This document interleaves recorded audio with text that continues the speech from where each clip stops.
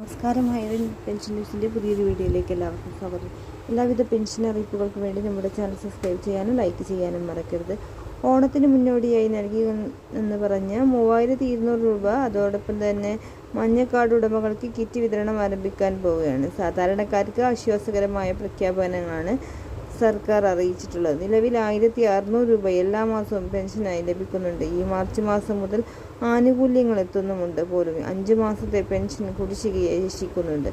സർക്കാർ ഈ 2 രീതിയിലായിട്ടാണ് വിതരണം ചെയ്യുക. ആദ്യത്തെ കുടിശ്ശിക 3200 രൂപ ഓണത്തിന് മുന്നോടിയായി വിതരണം ചെയ്യും. അടുത്ത 3 മാസത്തെ അടുത്ത സാമ്പത്തിക വർഷത്തിലാണ് വിതരണം ചെയ്യുക.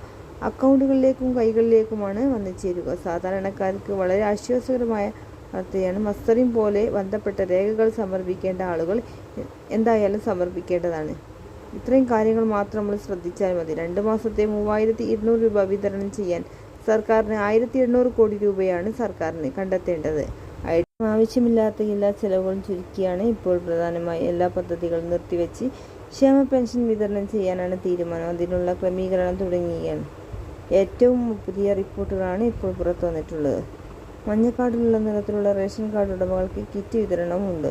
ഓണക്കാലത്ത് തന്നെ റേഷൻ കടകൾ വഴി റേഷൻ കാർഡുകൾക്ക് സൗജന്യ കിറ്റ് വിതരണം ചെയ്യും. നിലവിൽ ലഭിക്കുന്ന ഇതോടൊപ്പം തന്നെ സ്പെഷ്യൽ അരിയും ഉണ്ടായിരിക്കുന്നതാണ്.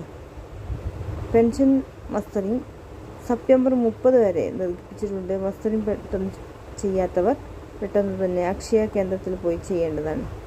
എന്നാൽ മസ്റ്ററിംഗ് ഉറപ്പുവരുത്തുക, നിങ്ങളുടെ പെൻഷൻ എടുക്കുന്നത്. അതുപോലെ തന്നെ 85% ഗുണഭോക്താക്കളാണ് മസ്റ്ററിംഗ് ചെയ്തിട്ടുള്ളത്. വളരെയധികം ശ്രദ്ധിക്കുക. കൂടുതൽ വാർത്തകൾക്കായി നമ്മുടെ ചാനൽ സബ്സ്ക്രൈബ് ചെയ്യാനും ലൈക്ക് ചെയ്യാനും